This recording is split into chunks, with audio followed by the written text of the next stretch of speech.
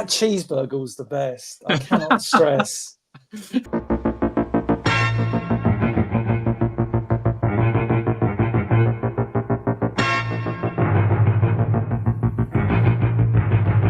Hello, welcome to Master Powercast. It's another UK issue. So, of course, James is here to flip through it with us.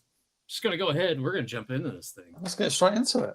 Yeah, we'll jump in. So we have Rock On and Stone Door here with He-Man. If you scroll down, it's the Ass of Fire, as we so jokingly. That's what we love to call it. Yeah. The funny thing about this cover is I haven't read this issue in decades, right? Or at least the first story. The second and third parts I have read, but the first story, this one, the City of Fire or Glass of Fire, whatever it's called. I was like, oh, so it's a city of glass, because the tagline at the bottom, doesn't it say City of Glass or something? No, it says the day Eternia caught fire. What the hell am I thinking of then? Hey, it's been a while. It's honestly been a while, because I thought, like, I've even got this cover scanned for one of my YouTube videos. So what have I been reading? Maybe there is a City of Glass. I'm sure there is somewhere along there. But can you solve the puzzles of peril? Your chance to win Master Universe toys, so much and more in issue 22. Still every fortnight, by the way. We talked about that last time, where you were like, maybe it switched of its release, but I guess maybe not so much. The answer's out there somewhere. Actually, Aidan would know, because like on his comprehensive UK Master Universe website, Master Universe UK Comics website, he obviously interviews Brian Clark, who was the primary writer and editor for this comic, and I think it's mentioned in there somewhere. I need to go over the article again, because I spoke to Aidan. I was like, I'd love to turn this article into like a video on my my channel, and he was like, yeah, that'd be fantastic. So yeah, at some point I will put the link down below in the description. Yeah, it's a great website. It really is. Like Aidan is, I've said before, there are certain people that are the person when it comes to that kind of canon, and Aidan is the UK comics guy. You would have to be a close second, right? Within reason. I mean, like, only because I'm from the UK. That would be my qualification. Aidan knows all those comics inside out. Me, I bought them. No, I'm joking. I know quite a bit, but not like Aidan's on. He's on like Galactus level. I'm sort of like, I was going to say Molecule Man. He's even more dangerous. Galactus. I'm here's one you'll appreciate. I'm Tiger Shark from all right, there Masters of Evil, which was built like Tiger Shark, I tell you. But this is the day Eternia caught fire, so we're gonna see what's gonna take place in here. Oh. Of course, we won't go through any of the welcome. But we always love that bit. I mean, there was the thing is, why is radiation harmful? So if you want to know why radiation is harmful, you can pause that, take a read. Wow, that is pretty. That's pretty scary. Oh, we got an Orko strip. Yep. So Orko can't stand creepy crawly, so he hopes that this works out, and he ends up making the lizard bigger. Made him grow. I mean, like, these are usually supposed to be jokes, aren't they? This feels like just a sequence of events. Yeah. Well, is there a punchline? Oh no, I've made it grow. Did he say? Oh, go away, and he made it grow. So yeah, there's your.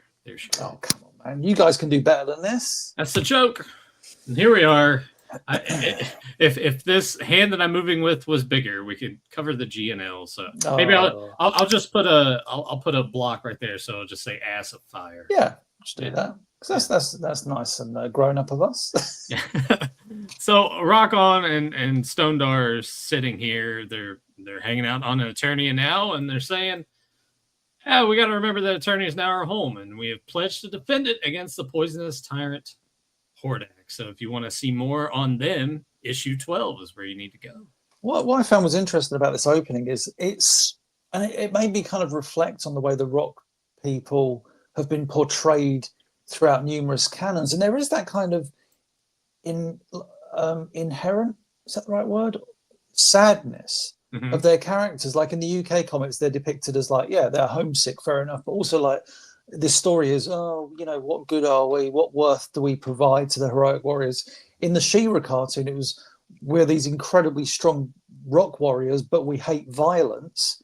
I think the Marvel Star Comics thing was, it was like, well, Rockon was the impetuous one, which was always his character. But there's always like an inherent kind of, like I say, sadness about the Rock people, at least the way they're presented. And I think that's interesting, rather than just being like, we're Rock warriors, we're going into battle. It's like, we're so sad. But I think it's kind of nice because like these guys have this impenetrable armor that no one can touch. But it's like but on the inside, they're rather, subdued. Like I say in the She-Ra cartoon, we deplore violence. It's like, shut up.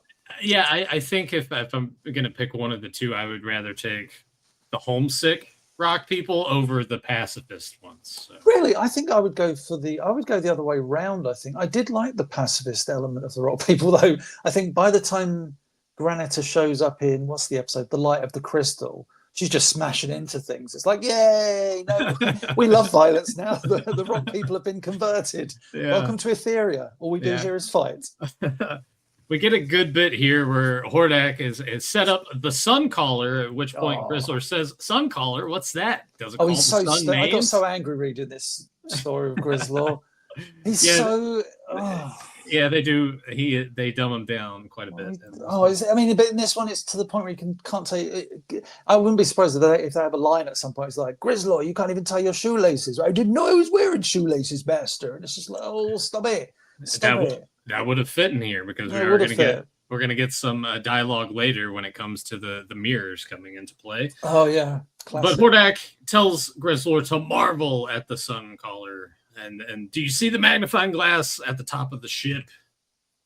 We're going to use it, and we're going to destroy anything that's in our path, even this massive mountain. See, there it is. It's gone. So then later in the day, we're at a small village in Eternia, which I like to see that. I like to see that He-Man is elsewhere helping others in random places in the book. I would say the UK comic did that probably better than any other canon. It always established Eternia as a place of many villages. If you just go through the first 20 or so issues, there are so many different towns where He-Man turns up to, stop a rock fall or, stop Spike or Whiplash from obtaining something.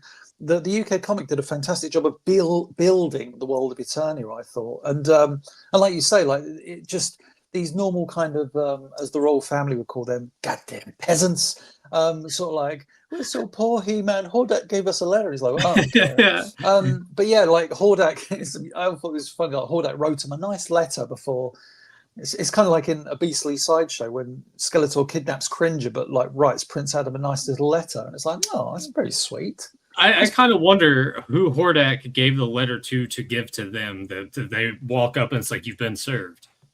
Yeah, that would be. What do they call that person who serves people? What is that? No, it's not. Well, we'll just pretend he was called Loyor. There you go. Loyor.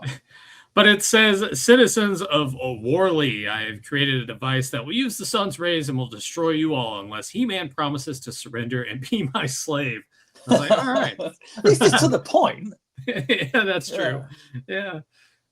He says that a magnifying glass is stationed in space above the village. He must be very confident to tell us this, especially when we have Stondar and Rockon. So the whole plan is, all right, guys, you fly into space, you go take care of this thing. We switch to our black and white coloring, of course, and as they go up there, it's too hot. They can't get close enough. So they come back down and they're like, we're so sorry. We're losers. We're rubbish. We failed again. We miss our home. He pissed himself, So He-Man's like, you know what? I have a plan. So he starts to devise this plan. And then we get Montana, who's off and just spying on him, which I like that aspect of it. I love it, but I just like the way he's such a good spy that he just kind of reveals himself at some point. So, well, I didn't quite. I mean, you would think for a character who eyes pop out and can see a pretty good distance that He doesn't need to be that close. He wouldn't need to be this close. Well, you go back to that when we did the card back reviews kind of thing, or ratings. Mantena's card back, he's like quite the distance away behind the thing with his eyes going whoop, because that was his gimmick. Yeah. Thinking about it, when I think back to the cartoon, were his eyes ever used to see great distances? I don't think they were. I think they were just used to shoot lasers, which is really weird when you think about it. It's like his gimmick was evil spy with the pop-out eyes, I think it was something like that, implying that, yeah, he can see and spy for the Horde. And yet in the cartoon, he was never used like that. It was just like, watch my laser beams, and it's like, yep. So, I'm gonna fall through the trap now. Yeah, exactly. Yeah.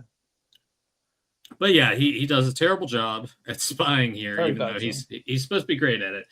And they notice him, and he scurries off. And at this point, Stone Door Rock On are like, "Oh, what are you doing?" Because they want to chase after him. And it's like, he knows this plan, but I have a better plan. Man's got a better plan. Yeah. So we go back. Montana says, here's the plan. I trust you will reward me well for this interesting information. Indeed I will. Yeah, sure. That caption there as well, like Grizzlaw's like mocking Mantenna in his head. Mantenna, Bughead. Mm-hmm. Yeah, he's pretty dumb in this. It is so silly. That's a good panel of Hordak. I like the way it's breaking up the actual panels with like this vast one where he's like, rah. That's cool. Yeah. I like that. And now that Hordak has been noticed of this plan, he's going to increase the power of the Suncaller. So at this point, we go back to the village, and everything's going according to plan. He-Man says, yep, this is what they're doing, but he altered the angle a little bit, so it's time for everyone to use your mirrors. So get your mirrors out, people. Yep. Surely the heat will still be intense as the ray. What good will this do us, they ask. My plan works. The reflected heat should warp the magnifying lens. The heat will then be spread, allowing my two friends to get close enough to save us all. So, hurrah. Yeah, using a little bit of science, I suppose. So they go up into space. Turns out, yeah, it is a little bit cooler, and they smash right through the thing. Bam. Yep. And then later, once again, we've been saved. Can't thank you enough. Don't thank me. The plan not have worked had Montana not listened to this and went and did this and made all this happen. But we'll go ahead and give most of the thanks to Stone Door and Rock On. He's like, He-Man turns to them, he's like, you can now stay with us because we were about to kick you out for being utterly useless. Yeah. Thanks, He-Man. We know we're useless. It's just like, you just saved eternity, weirdos. Yeah. And then we go back to the Fright Zone. Hordak, mirror, I hate mirrors. And then Grizzler says, oh God. Why is the master breaking that mirror? Maybe he looked in it and didn't like what he saw. If it's that ugly, hairy thing that was there when I last looked, I don't blame him. Come on, man. You love it. Oh, the next story is one I go, yes, but that one, it was like, it's again, as we've talked about before with the UK comics, the premise for that is really good. I love that, like a giant magnifying glass, which actually happened in a She-Ra episode. What was that one? Out of the Cocoon, where Baron Condor had this huge heat ray, but it was a giant magnifying glass that would amplify the heat of the sun. He can direct it, even like at one point, like attacks She-Ra with it. So it works, but it works over the space of a 22-minute episode. Again, you squeeze it all in. If you try to do too much, it feels like too much heavy lifting at once. It just kind of, whoa, it just kind of, yeah. Let's get to my favorite part of these issues. There we go. The fan mail, which reminds me, I hope everyone enjoyed, well, not enjoyed, but let's all remember Anthony. Oh yeah, yeah. Let's remember Anthony. Okay, that's enough. As Conan would say, that's enough. Is that what Conan would say? That's enough. Yeah. So when sexy. No, when no, I'm talking about WCW Conan. Oh, I think you meant Conan the Barbarian. Given this podcast, like when you talked about Conan numerous times, I was like, I don't remember saying that's enough. No, so when Conan was part, you remember the Filthy Animals, right? Yeah, with Rey Mysterio, yeah, and Kidman and Stacey Keebler. No, Tori Wilson. She was. No, yeah, Tori Wilson was with Shane Douglas. Maybe she was with Filthy Animals for a brief time. I There. forget, Anyway, someone was. doesn't matter. Regardless, during the Filthy Animals era, so Conan would wear those fuzzy hats, Yeah. and he would ask. There's an interview. Maybe it's on YouTube. If it is, maybe we'll put the clip right here. But he's like, "Oh, you want to touch my hat?" And then it's like, and he's like, "Oh, that's enough." And then That's continue. enough. Yeah, I don't know what Let's they're let's late put the 90s. clip. Let's put the clip here. Oh, copyright strike. Yeah, probably. Yeah. It would have to be like 4 seconds. But Yeah. James, if you can, if Here we that's go. readable enough to you. So here we go with the letters page from issue 22 of the UK Masters of the Universe comic. Dear Scrollos, I think your comic's great. I have 3 questions to ask you. Who is Skeletor's best friend? Who is Hordak's best friend? I'm noticing a theme here. Who is Castle Grayskull's best friend? Why is Grayskull green and not grey? Very good questions. Question 4: what is your favorite color? Yeah. Oh boy. That was from Brett Davis in Basingstoke. That's quite a few short, sharp questions, Brett. So here are some short, sharp answers. 1, he doesn't have any friends. It's a bit harsh. 2, himself. And 3, it was grey when it was built, but has become tinged with green as it has aged. I think the actual story behind why it's called Grayskull is Donald F. Glute, who wrote the mini comics, named it Grey after, I might be completely wrong about this, after a woman he was dating named Grey at the time. So he called it Grayskull, when it was obviously, even in those mini comics, rather like not greenish, but it was definitely of a green hue. Interesting. Yeah, I'm probably completely wrong about that, but let's just pretend it's fact. Fact of the week. Right, here we go. Dear Scrollos, I think Masters of the Universe is great. Can you tell me if Zor, the winged warrior, is also the sorceress? My mum says it isn't. Oh dear, Craig. Craig Bethel from Telford. Oh dear. I don't want to get into trouble with your mum, Craig, but I'm afraid she's wrong about this. Zor is indeed the sorceress. So that means that the winged warrior, the falcon of force, I've never heard that before, Zor and the sorceress are all the same person. Confusing, isn't it? Not really. Oh, this is interesting. Okay, I didn't know this was in the UK comic, this one. If this is where I think it's going to go. Dear Scrollos, how come Merman is blue in, you're going to say the comic? Oh, no, it's not. In Forgotten Army Part 1 and green in Forgotten Army Part 2. So, phew. Oh, that's from Andrew Sweeney in Nottingham. Phew. There seems to be quite a few questions about colours this issue, Andrew. The difference in colours that you spotted, though, was just a trick of the light. For Merman is, in fact, a shade of greenish blue. I describe it more as teal, but yeah, it's a whole thing for another time. Dear Scrollos, I think Orko is funny. Could you give him longer stories instead of one strip? Maybe he could visit his family sometime. Does he have any brothers and sisters? Peter Millward from Up Holland. What the bloody was Up Holland? It's not a place. I'm glad you like Orko, Peter, and I hope you've enjoyed the main stories of which he has played a big part. That's passive aggressive. He's already been in the stories, you idiot. You'll be pleased to hear that I'm already planning a story featuring Orko visiting his homeworld Troller. They never did that. That will appear in a future issue of Master Universe. No, it won't. As to answer your question, you'll just have to wait until then to see. As we've talked about before, the letters page, bless them, understandably, would give kids hope and say, oh, in a future issue, you'll find out all about how Orko came to visit Troller, or, you know, how this character came to look like this, and it just never would happen.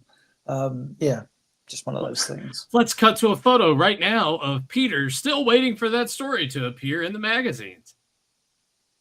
Yeah, he's probably dead now. He looks so sad. We'll just have to do just a skeleton. Another graphic for the next time for the UK for Peter, because he was still waiting for that Trolla visit. We move now to our second story of Beryl, which is actually, I like this one quite a bit. That's great. This is what I've championed whenever I talk about the UK comics. Best depiction of Web Store in any canon. I think, 2002 has this giant Spider-Man, and that's cool, but not like, I don't want to see Webster as a giant spider. I like him as a villain. The Mhm. Filmation cartoon, yeah, he's the evil master of escape when that kind of suits the script. But for the most part, he just shows up and goes, "Oh, Skeletor," and it's just like, "Oh, that's okay. That's one thing." But yeah, in the UK comics, he was not only the master of escape, but like this incredible puzzle solve, which beautifully leans in. If you can't be contained in any prison, which we see in the next strip, Mhm. or referenced, then surely you know how to manipulate a situation. Therefore, when it comes to puzzles, you should be good at those as well. Which I love that depiction of Webster. It Yeah. makes him so much more than he can get out of anywhere. It's like no, he's like super intelligent. I think they even referenced that in the story a couple of times.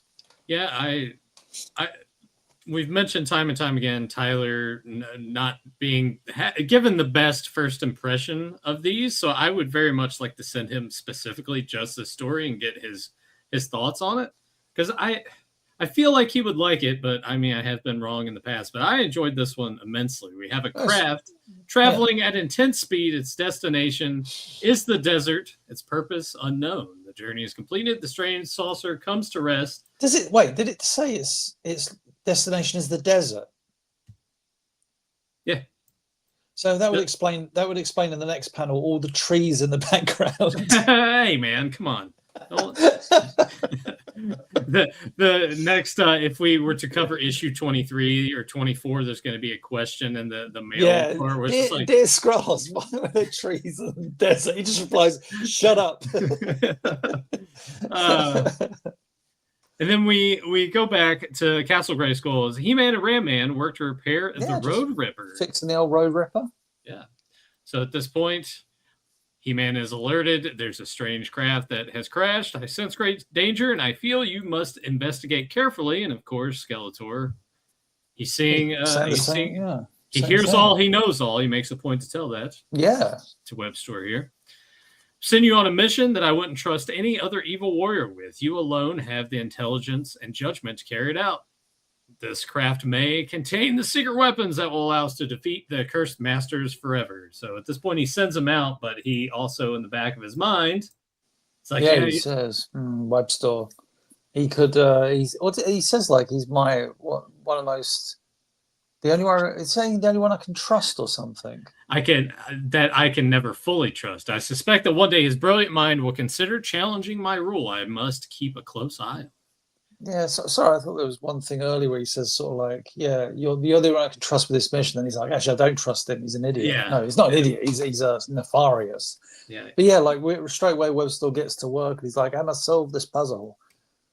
And what I like about this situation is that I think so many times this would be written is that He-Man's already there, like solving the puzzle. But it's like, no, He-Man's actually late to the game. Webster gets there first. It's like, right, let me tackle this this puzzle, and He-Man turns up, sword ready to go. Like He-Man's like, I'm going to beat the crap out of Webster. And Webster's like, whoa there, got Eternia's golden boy. Like let's try and maybe work this out. Which is really interesting. It's like you'd never get this in the Filmation cartoon. He-Man would walk up to Webster, and go, "What are you up to, Webster?" It's just like, why don't you go to hell? Yeah, he wouldn't say that. Yeah, but He-Man saying, yeah, that doesn't sound like one of Skeletor's evil warriors to me. Explain yourself. And he says, I've been studying this ship for a while. Strength alone will not get you inside. I believe that the key to opening it lies in the strange markings on the side. And what I like about this even more so is as we're going along here, it's setting it up for the reader to actually try to solve along with them, which I'm like, that is a great way to really use the brain, because in these, sometimes later on in the issue, we sort of get a little maze thing where you're going in threes to find your way to the end of it. But this is a fantastic way to interweave it within the story to get the kid. Yeah, it's almost like thinking. It's a long time before, they tried in the late 90s with battle books. This is like an interactive story. It's like, it's like, hey, kids, can you do it? So, well, no, you couldn't. You're stupid. He-Man and Webster are smart, and they got through to the next round. You can stop reading the issue now. You're like, I'm sorry, Scrollos. Battle books is something I would have to. Oh, No, sorry, you don't remember that? Oh, no, don't remember that was like a late '90s thing where they were toying with the idea of trying to make an interactive comic book. I don't know how they worked. I just remember seeing them and thinking like, oh, that's gonna last as long, And I think it lasted all of like barely anything. But yeah, I that. think it was called Battle Books, and it was oh my goodness, who was the artist? He used to do this like uh, almost like Japanese female ninja warrior kind of character. It's been so long. This was like the '90s, which Yeah. scarily was a long time ago now. Yeah, hey, yeah. Let's not talk about that because in my mind, Yeah. when I hear 20 years ago, I'm like, oh yeah, like 1991, 20 Yeah, was that's all 20 it years was. ago. Yeah, I Yeah, mean that no, just shows you're really bad at mathematics. It's, those but battle books would have come in handy. yeah. So So yeah, here we go. yeah, they're sitting here trying to decipher the language. At this point, web store suggests, I think we should call a truce until we figure this whole thing out. And then we get the classic King Hiss Skeletor, always that last panel in so many different comics where it's Skeletor and King Hiss facing one another going, we shall work together. And then the thought bubbles, and then I will destroy you. And that's pretty much the same thing here. Yep. Where it's like, yeah, let's work together. Webstore is, what does he say? I can barely read it. Webstore has a brilliant mind. I'll play along for the moment, but that still doesn't mean I trust him. I may need your strength, so I won't destroy you until I have no further use for you. So, all right. So they're both got ulterior kind of thoughts, but at the same time, yeah, here we go. It's like, what is this? What is this mysterious puzzle? Yeah. Admittedly, Readers, when can you I solve looked the at it, puzzle? I was like, yeah, I think I got it straight away. But you never know. It could be like, oh, that's right. The last one is an X. You're like, wait, what? I realized that the pattern you were drawing was the answer, but it would not work before. You only have two hands, and therefore you couldn't touch all the symbols at once. Whoever designed this wanted at least two people to solve the puzzle, but why? So they solve it. We get an open hatch, and then we're on to round two. So a voice comes over this little speaker, says, "Congratulations, you've solved the puzzle. You will not find the second one so easy though, but actually I thought that the second puzzle was easier. Yeah. The easiest one. Yeah. So we go here, and I'll show everyone this. So it's like before you is a list of numbers. You must tell me the missing number. However, you are only allowed to answer once. If you're wrong, then no power you possess will be able to open the second door. So what do you think the number is, viewers at home? I do like the panel of Webstore and email. That looks like it should be a meme of some sort. Like, right here, on changing the speech bubble to something else. I don't know. It just yeah. I don't know. I feel like yeah, it kind of reminds me of something. Yeah. Yeah. Well, I mean, you should take this and create your own stuff. Yeah, I think I might do actually. But if you want to solve this at home, everyone, so +1 equals 2, 2 and 2 equal 4. You add 3 to 7. So you see how this is going. +1, +2, +3. What's 4 plus 7? 11. 7, 11. James is not impressed. Sorry, I was just like a little WhatsApp message popped up and decided momentarily distracted. There was I'll tell you after the show. There was a very good reason. Oh shit! Sorry. But the number is 11. Once again, though, it's just cool. It's like a little kid reading this, trying to figure this out. It's just I like stuff like that. Yeah, no, it's good. It challenges the reader's mind. Yeah. So of course, correct answer is 11. It worked.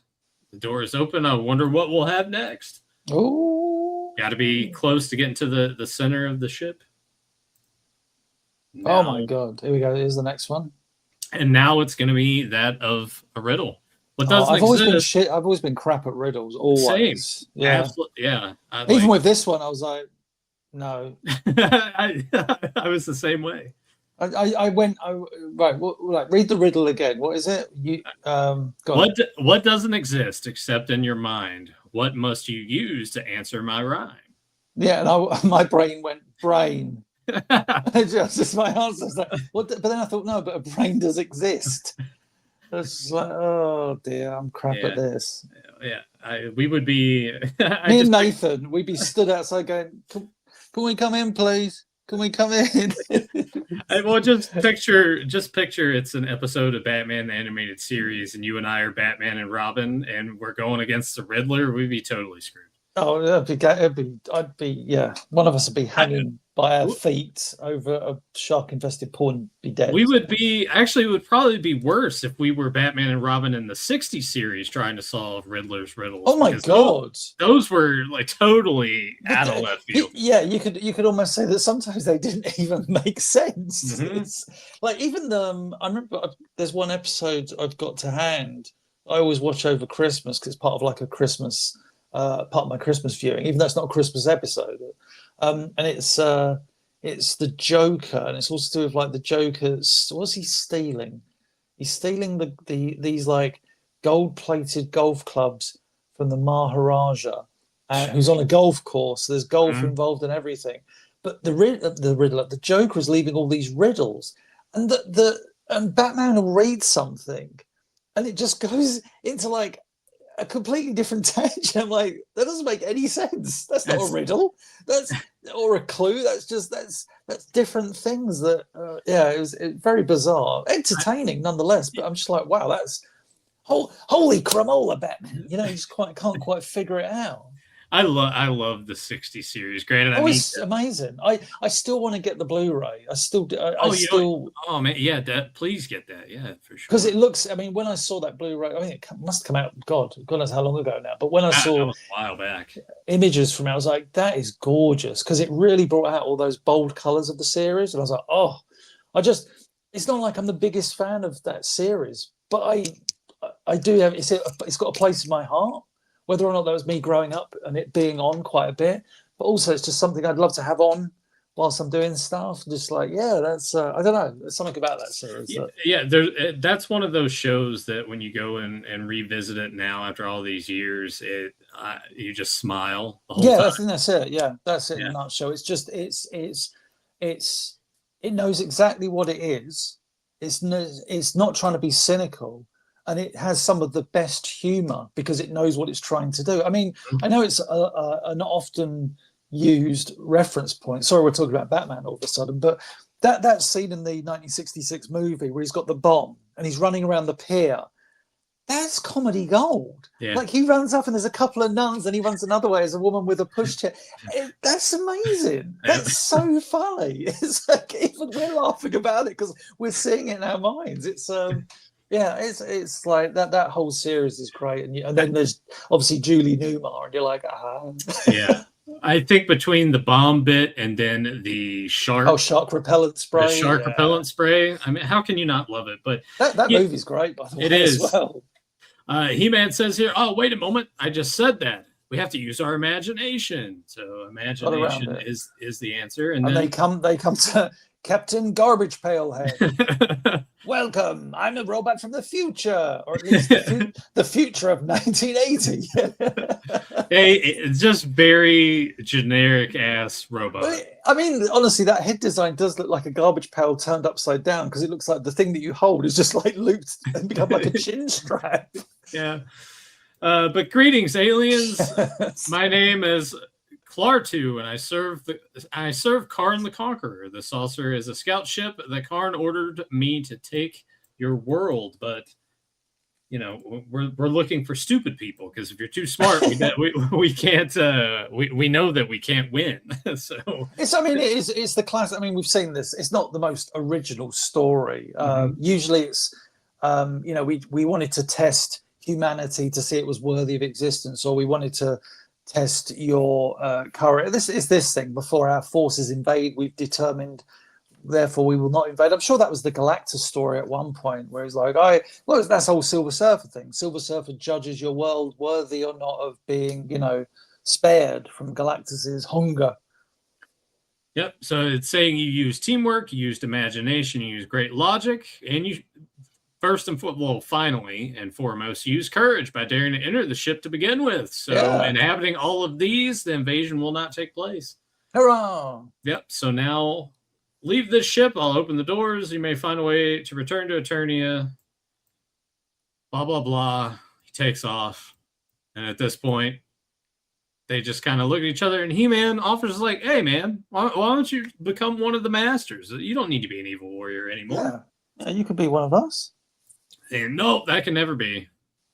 It's funny because I read this last panel. I thought to myself, that's ridiculous. Like Webstore visually would look like a heroic warrior. And then I think back to, well, Whiplash initially was going to be a heroic warrior. He was called Lizard Man prior to Filmation's Lizard Man, and it was the Whiplash you see in the Clash of Arms. That design where he's got the purple elements. That was Lizard Man technically, and he was going to be a hero until he became like, oh. It's funny that you bring all of that up because it's not on the channel yet, but we have an episode recorded, a character spotlight on Whiplash, and we talk about all of that stuff. Oh, there you go. Yeah. But he says, no, we fought today as allies, but the next time we meet, we will be bitter enemies, and I will destroy you. So there you go. Oh, that's a shame. Yep. But He-Man says, that's a great pity. I will remember your courage for a long time. So. But again, like they painted Webster in this story like such an interesting character, compared to like his appearance in the cartoon and the mini comics and so many other things. It's just like I mean, if anything, I think it would have. If I would make one tweak to the story, it would be that Webstore's the one that's been getting to the answer faster than He-Man. Yeah. You see here that He-Man's more of like, this is the answer, and then imagination, that's it. It would have been cooler if Webstore would have been the one. That's actually a good, If Webstore was the one getting the answer first every time, and then He-Man's like, this guy's pretty good, he's quick on the draw. Yeah, and if it's just, and then at the end, you're so smart, you shouldn't be. Why waste your time with Skeletor? Like, wow. Come join the Masters. You could be of great use, but here's your chance to get all of this free. Free figures. If you can name everything that's in the photo. It's funny, the He-Man pose is from one of the DC comics, as in the limited series DC comics, as in they've just stolen the pose. But Hordak, Fisto, Slime Pit, and a Thunder Punch He-Man. Yeah. I still wouldn't have won the competition if I'd entered. Odd drawing of Fisto, though. Yeah, I always remember that. It's like such a strange thing. The Hordak pose is borrowed from somewhere else as well. But I don't know who the artists were who drew those. Here we go. Secret Files of Skrullos, Part 3. Yeah. So this is the main reason that you picked this particular issue. Well, I always loved the Secret Files of Skrullos. As a kid, it was always my favourite part of any UK comic. I was like, ooh, Secret Files of Skrullos. Because it was just... it wasn't necessarily a story from start to finish. It was, we're going to highlight some things that you may or may not know about these characters, or locations, as we shall see. And I just find it fascinating, because obviously the UK comic came out after She-Ra debuted, was in the cartoon. So obviously they're doing the whole thing about Skeletor was once Hordak's pupil, but he Skeletor looking really sad there, like, don't beat me up anymore. When in reality, from what we understand, is like Skeletor betrayed Hordak and escaped to Eternia, kind of thing. And but that illustration there, as cool as it is, you can see why Tyler's not a fan of that art style, because Skeletor's head there in that shot looks ridiculous. It's so big. Yeah. Skeletor's like, I'm so hungry. It looks, he hasn't had a good meal in ages. But it's interesting here where we see the Mystic Wall. I think I've said to you before, there's that awesome story in one of the later issues where they explain how Skeletor broke through the Mystic Wall. And I still think it's one of the best UK stories, or one of the best stories of Master Universe ever told in terms of one of the plot points. But he's trying to break through the Mystic Wall there. And eventually he would, thank God. There he is coming through. And we get He-Man, the mightiest man in the universe. Yep. And then this is when he's made use of many evil warriors and machines. So now we're going to kind of just go through all the different stuff. So for added protection, Skeletor's created an incredible metal and shaped it into battle armor that can withstand most attacks. Well, we just went past the Dragon Blaster. Yeah, we got to show some love to the Dragon Blaster. The funny thing is about the battle armor there is I looked at that panel earlier and I thought, when was that ever used in this comic? And the only time I can ever remember the battle armor appearing in the comic was in the very first issue, the third strip, I think it was, of the first issue. He's wearing his battle armor. It's the only, I might be wrong, but I believe that's the only time I can recall him wearing it in the comic, aside from this panel. I don't think he ever wears the Dragon Blaster armor, though, at all, ever in the comic. And it says here with I this mean, freeze. they've pictured him with like his standard armor or his standard costume with the dragon attached, as opposed to the kind of armor plating he wears in the Dragon Blaster costume. But still, it's an interesting visual. And speaking of interesting, so we have this here. Skeletor has built a base on Eternia in the weird-looking Snake Mountain. This is the second shape he has given to his headquarters after deciding that the first design didn't offer him enough protection. Yeah, so it's always a fascinating thing to me. Like, I think I even turned this into, well, I mean, back in the day on my blog, I highlighted it on my He-Man She-Ra blog in like 2006. I was just like, oh, I love this thing. And then I think I've turned it into a Friday night trivia video on my channel. I think it's already up. I'm sure it is, unless I'm daydreaming. I'm sure it exists. But yeah, because I was always fascinated with this. I always thought it was really interesting how the UK comic, would sometimes say, oh, that's the cartoon, this is like the comic, and they make some changes. Like, I know there's one letters page where they talk about Roboto, and the kid says, in your comic, oh no, in the mini comic it says Roboto was built by Man at Arms. In the cartoon it says Roboto came from another planet. And Scrollos probably says, like, in a future issue. No, I don't know what Scrollos said, but it's for the most part the UK comic tended to err on the side of away from the cartoon, put it that way, sort of like, well, we're doing our own thing here. But this is interesting because obviously they acknowledge the cartoon Snake Mountain. I do love the idea that this one, I'd argue, looking at them both, that this one offers more protection rather than this one where you can just walk up the steps and go through the this and that and the other. But I think visually the toy one looks more menacing. It's got the faces on and everything, whereas the cartoon one is like this snake wrapped around this giant mountain, all these kind of toothy peaks, as it were. But, I thought it was really interesting that they tackled that, because they could have just ignored it and said Skeletor's base of operations is Snake Mountain, but they thought, that cartoon's still on, let's acknowledge that. Yeah, and they go to say here the old design proved itself to be useless when Skeletor found himself also fighting against the forces of Hordak, which, if you want to read more on that, there's read future secret files that maybe happen. That's Panther Growl? Yeah. So then the Evil Lyn thing's interesting because obviously this is, I think this is the only canon where they actually introduced this idea that Evil Lyn was technically like I think they said like a handmaiden or a servant to the royal what was it? A woman in service to the royal household. So she's like, there's Queen Marlena on the right, like looking somewhat concerned, and Evil Lyn in her former guise, obviously not Evil Lyn, just kind of like, I'm just going to sit here to the side. The thing that makes it interesting is they could have gone with the whole astronaut thing, which I think we covered in a previous Secret Files of Skrullos issue, where they showed Marlena crashing through this, dimensional rift in her spaceship and landing on Eternia as Marlena Glenn. But obviously in the series Bible, there was the whole thing with, Queen Marlena arrived on Eternia with, Biff Beastman, Dr. T. E-Scope, and Evelyn Powers. So this is almost like a mixture of some, I don't know, it's almost like they've said, the writer, Brian Clark, has said, okay, let's have her connected to Marlena in some way, but not as a fellow astronaut. So I kind of like this idea that she's, a woman in service and jealous and desires power. And then I think the next panel just says, and then she became Evil Lyn. Yeah. We jump pretty much right into it. She can cast sinister spells over the forces of good, and she believes that the force of magic is far greater than mere brute power. But I was going to say, zoom in on Rockon and Rainman. They look, they're in like a little a toothy trap. Yeah, help us. Right, okay.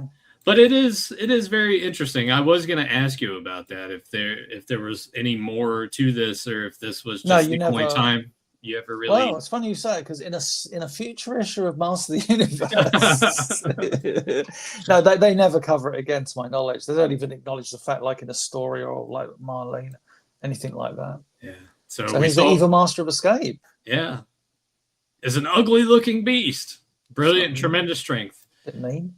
But yeah, he can escape almost any prison and has so far proved impossible to imprison. So I do love that idea. I mean, there's another great Webster story where he invents a trap that He-Man and Man-at-Arms is basically, I think he's like hung upside down in like a glass booth, and he basically, it's like Webster and He-Man kind of. I don't know if it takes place before or after this issue. I forget.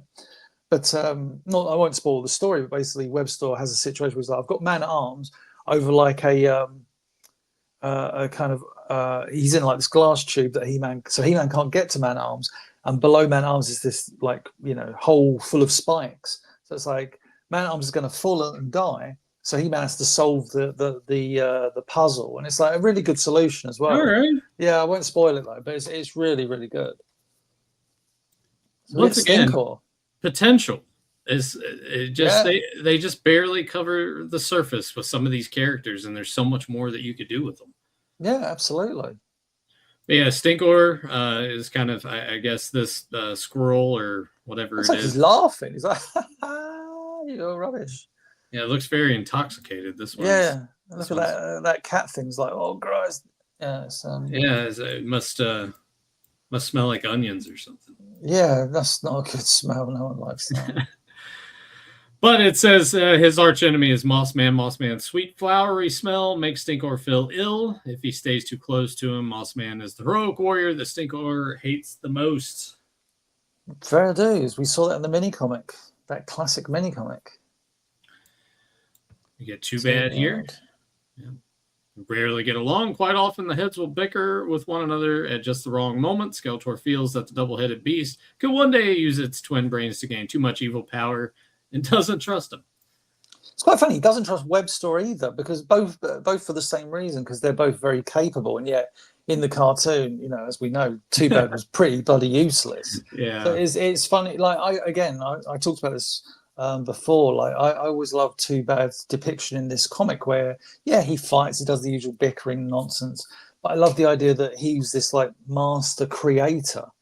And in that story I mentioned about Webster setting a trap for He-Man, or like this, you need to solve this puzzle to free Man-at-Arms.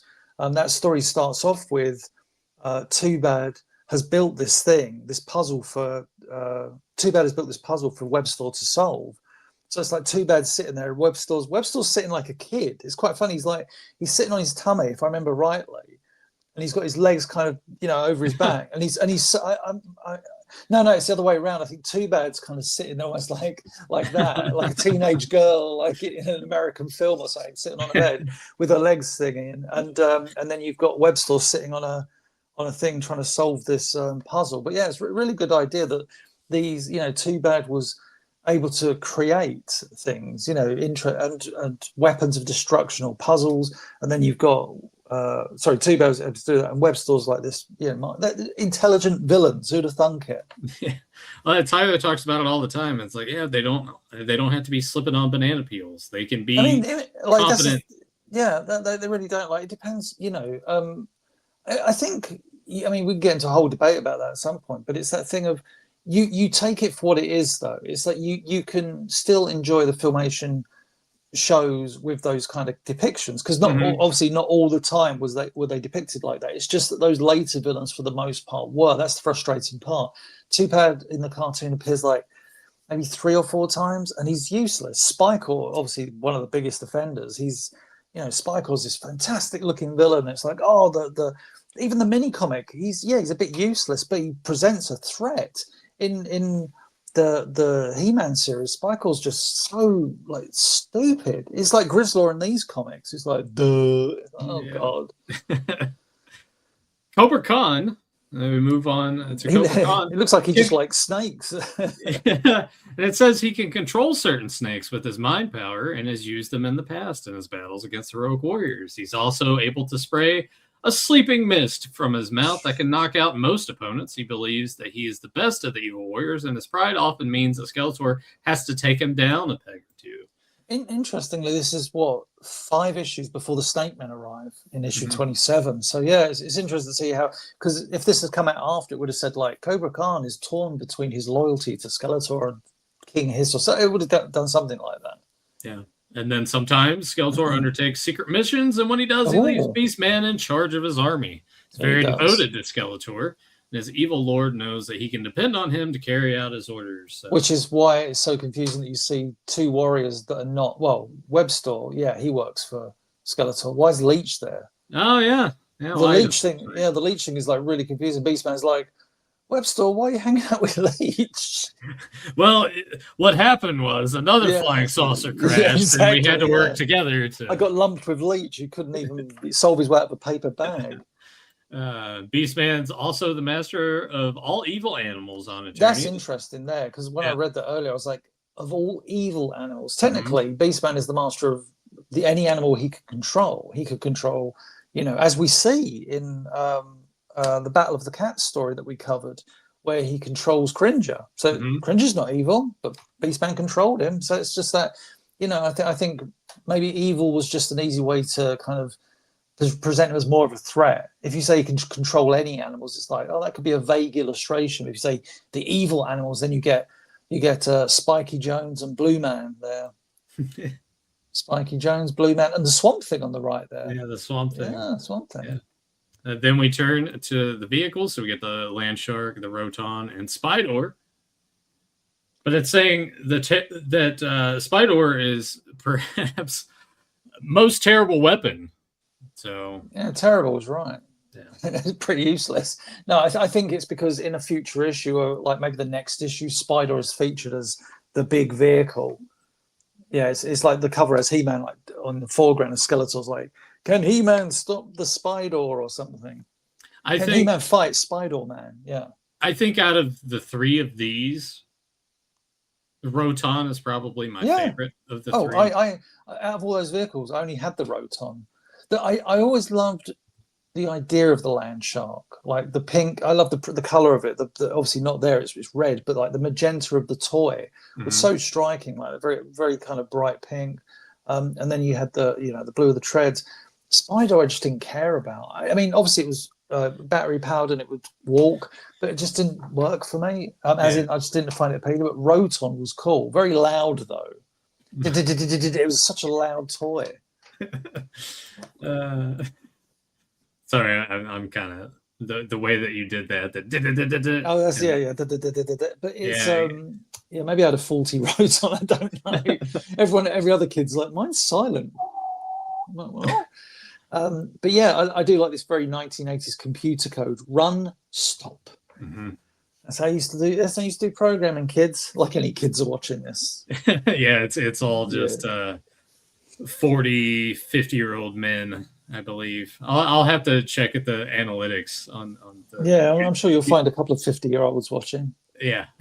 In a future issue of Master Universe, you will learn all about Hordak and his evil horde. Will we, though? Do they actually cover Hordak in Secret Files of Skrulls? I cannot remember. I know they do a few future ones where they actually do more of a story, there's a really interesting one about Secret Files of Skrulls where it's He-Man assembling the Masters of the Universe. So it shows him like hanging out with Stratos or saving Stratos from Skeletor. And Stratos like, I am now your friend, He-Man. It's like, yay. I remember these. You want to join the Invaders Club, James? No, I didn't. But I remember these were like pasta shapes in tomato sauce. Tomato sauce. They were very nice, if I remember, unless I'm really misremembering it. But yeah, I think that's what these were. So it's a passport, board game, laser mask, combat module sticker. The Invaders will provide each Star Trooper with a cutout spaceship model, a full color poster, an Invader Star Trooper badge, a confidential communication of welcome, and a 12-page full color magazine. Like I say, bear in mind this was a tin soup product. This was like a Campbell's Kids, like you see the pasta shapes at the top there. Yeah. And that's it. But they do this whole thing about we need an ad campaign that's really going to bring the kids in. How about we open a club? It's like, it's pasta, it's food, man. What kids going to go, oh, forget the Transformers and the GoBots and the Ninja Turtles. I want my pasta shape. You can't even play with these things. I mean, hey, wait. Yeah, sure you could, James. You could play with the Yeah, pasta. stop playing with your food. It's like, yeah, but the comic encourages me to. So Oh yeah, dear. if you wanna get recruited up and join the invaders, there you go. When's the thingy date? The run out date? Sorry, expiry Uh, date. Run out date. When does it expire? Is it at the very bottom of the page in black and white there? Or is that a copyright date? Yeah, it looks like all copyright No, it's stuff. just copyright. Yeah. So maybe it's still going, man. Let's join up. Oh, imagine we did, mate, and they had to by law like supply us with like Yeah, an old tin of it. Just like, oh, I'm going to try it. Just comes out like a big. Like, oh, absolutely. So yeah, you I can, don't think I don't think I'll be eating those. Be oh, able to play with it. yeah, let's join up so we can get the badge and the magazine and the poster and all that stuff. Yes, I want to do this now. Here's the dungeon escape. So Man-at-Arms made a plan to escape from the dungeon. The puzzle below is a map of the secret path he took without being seen by Trapjaw. So you begin with 3 right here, and then I didn't actually play this. Yeah.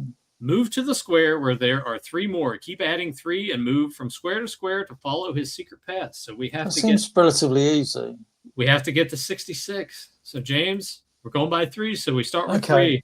We 4. hop. Oh, I got it wrong already. No. Trapjaw already got you. You're dead. Man-at-Arms is dead. I killed Man-at-Arms.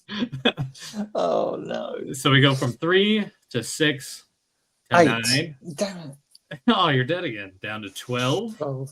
17. What? 24. No. What? 12. 17. 15. 49. So then we go from 15 to 18, and then we go down to 21, and then 26. This is when it gets good, James. So we were making our way down, but now we got to go up. So we got to go up to 24, 27. Oh my God, 30. it really does go all over the place, doesn't it? Yeah. And then back down to 33, and then 36. 49.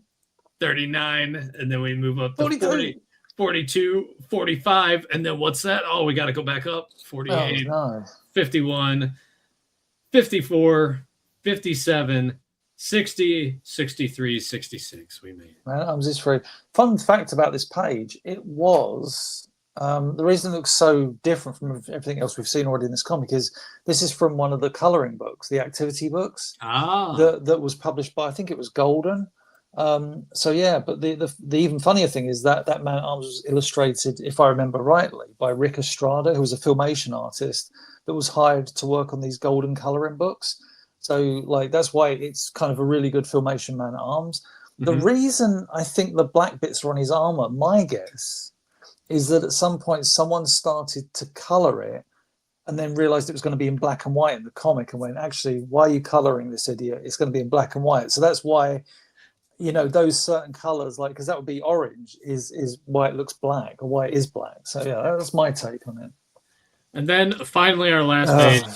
If you want to do what James never joined. Join the Master Universe Club. I'm a loser. Find out how to apply right here.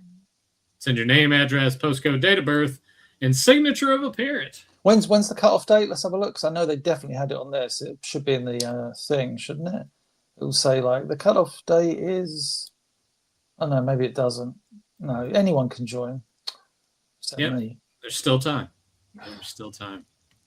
Come on, James. I believe. I've seen like the you know, because I don't know if like so few people joined or if many people joined but just didn't keep the stuff in the end because it was like, oh, Master Universe, I'm done with that because I'm a grown man now, so I threw it all out. So few of the items from the club remain, but I've seen them pop up every once in a while, and they always go for like big money on eBay and stuff because they're so bloody rare.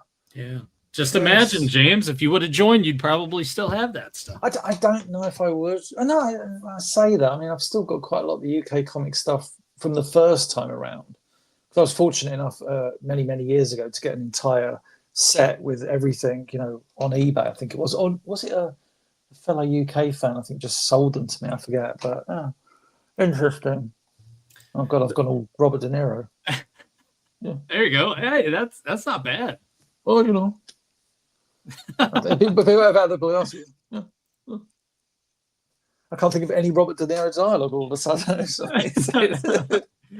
But that was issue 22. I think I mean, obviously we got the secret files there, so that's always fun. But the Puzzles Apparel was easily Yeah, my favorite between the best two story in there. Yeah, stories that we got. Yeah. the first story, like I say, it felt like they were trying to do too much in a those when they do a big thing, it's like no, do it across two stories. I understand that that wasn't in their remit. It's just like we're doing a story every 5 pages or whatever it was, but the Puzzles of Peril one shows you how you can pace it, doesn't it? It's like, yeah, like actually the last time we did the issue, an issue I think was the Nowhere Bomb. Yeah. And we were just like, this feels really like it's trying to wrap up very quickly. Yeah. It was, it was oddly paced, wasn't it? It's like Orko goes, oh look, He-Man's over there. It's like, thanks Orko, I got him back, hurrah! Wait, what? At the end, but no, that first story does have a lot of potential to it. Lots of potential, Yeah. but sadly doesn't deliver. But yeah. But once again, another good issue of the UK comics. So there are many. yeah, so we'll have to check out another one sometime in the future. But let's go ahead, take a quick commercial break, and we'll be back right after this.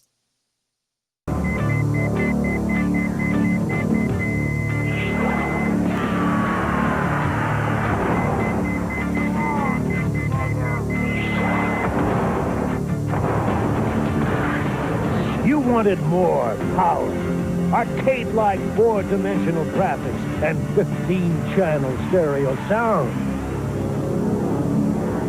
Neo Geo. There's no stopping us now. Coming this May to a video retailer in your area, the official World Wrestling Federation Home Video Series. The first is the best of the World Wrestling Federation with Superfly Jimmy Snuka, Roddy Piper, Hulk Hogan, Andre the Giant, Bruno Sammartino, and more. Next, a most outrageous and hilarious hour with bleepers, bloops, and body slams. Finally, Hulkamania. Heavyweight champion Hulk Hogan has personally chosen some of his greatest matches against Greg Valentine, Big John Studd, and the Iron Sheik. The official World Wrestling Federation Home Video Series. Visit your video dealer and reserve your copies now. There's a cereal in the neighborhood. New Slimer ghosts, fruit-flavored oats. Ghostbusters with milk and juice and toast. A complete breakfast with the ghosts. Ghostbusters! And we're back, James. You've been working on that YouTube channel of yours for quite a bit. You haven't been partaking much in watching and consuming other things because I was asking you during our break. What you been checking out? What you been watching? So I just been working on the YouTube channel. So let's talk about the YouTube that channel, man. Yeah, just I always like to get way ahead of schedule because I'm technically for the most part updating 3 times a week. The midweek thing, the clip of the week, or Wednesday is a relatively easy update. But Friday night trivia on a Friday or a Saturday video essay or episode commentary requires work. So I always like to get ahead. But unfortunately, over the last, I'd say, I don't know, up until from about like summer of last year until winter, my channel was so up to date I didn't have to do anything. And unfortunately, it's eventually started to catch up with me. I'm like, oh, I've got to have stuff ready for April now. We're in March now. So yeah, I've just been working really hard. I actually started writing episode commentaries because when I do my episode commentaries, I script them because I could talk and be like, oh, and then this happens. It's much nicer to have a script ready so you can go like, well, this is what I want to talk about. So I've got into a really kind of frantic writing mode. And I think over the last couple of weeks, how many episodes have I written now? I've got it. He looks on his desktop.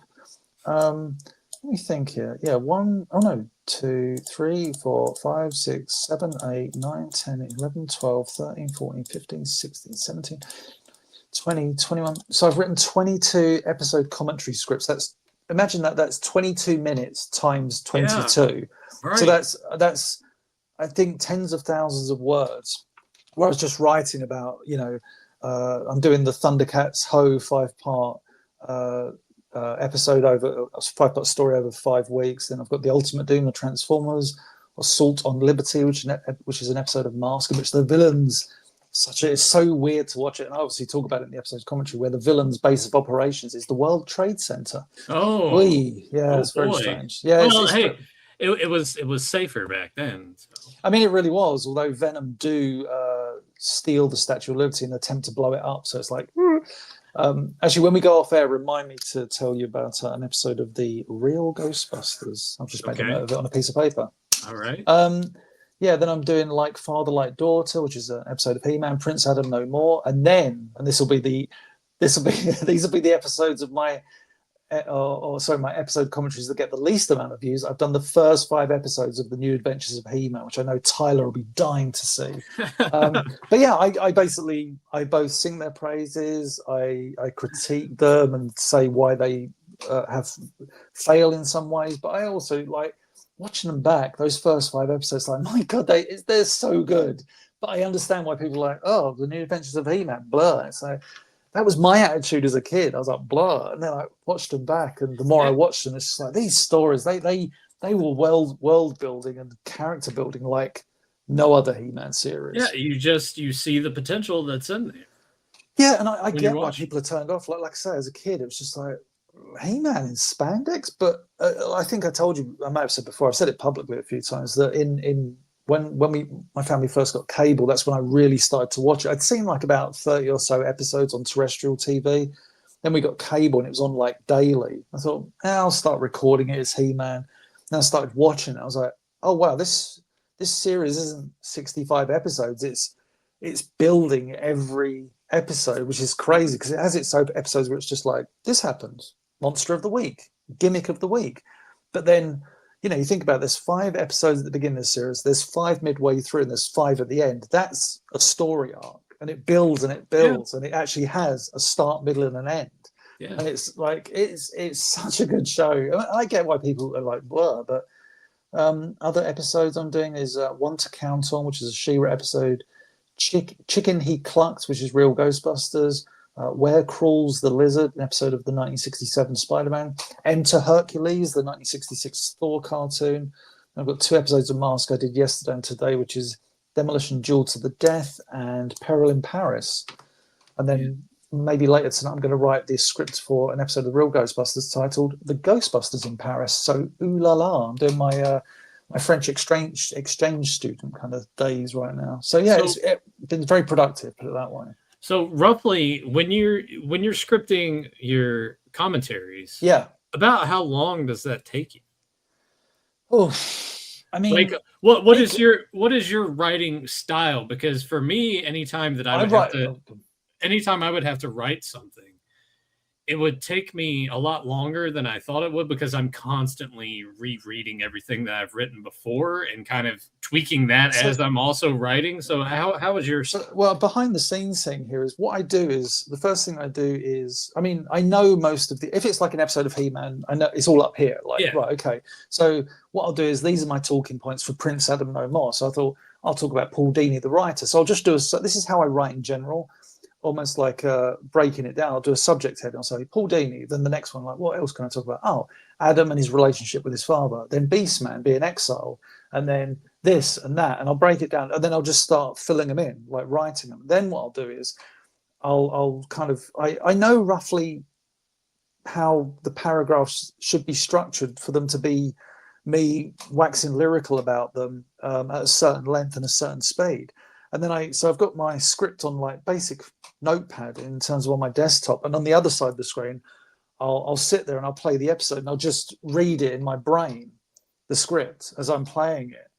I'll be like, and I'm timing it, looking at the minutes, and I'll be like, oh, actually, I'll add another bit to it. So I'll add another bit to the script, and then with some of these, because I'm talking about shows for the first time, I'll actually rely less on what I'm looking at, which may sound like a shit episode commentary, but my point is, if I'm talking about the New Adventures of He-Man, you don't want me necessarily going, oh, and in this scene, Hydra and Flipshot are caught by Skeletor. It's like, no, I need to talk about the series in a broader sense. Yeah. So I'll be talking about like, oh, the scientists and their role in the series, and how initially there's 4 scientists, but very soon it just becomes about Alcon and Geppel become the 2 main scientists that go.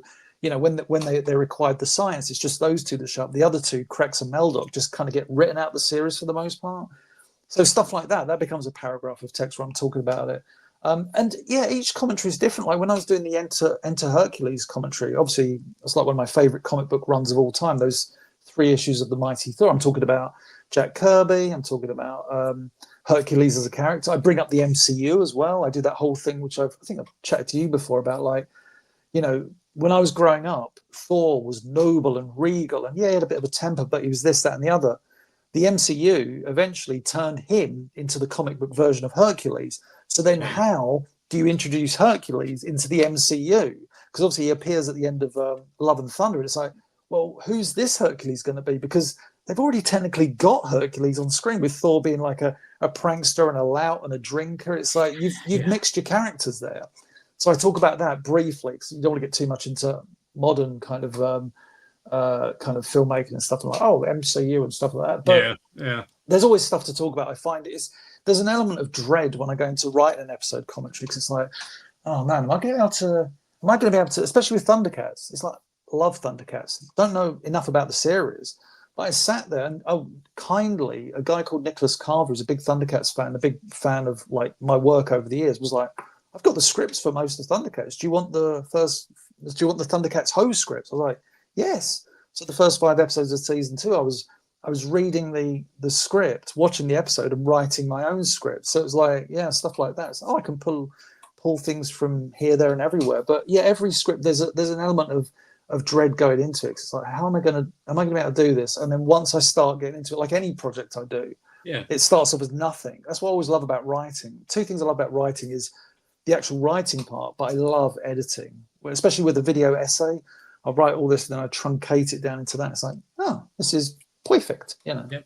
That's my favorite part now that we record them, as I get to do the editing part later and just add stuff in, whatever I wanted to do with it. But I mean, obviously, of course, between you editing that stuff and writing all of that, you're putting so much effort into that. So I just props to you, because I think about all those episodes that you just listed, all the ones that you've written, and that to me is intimidating.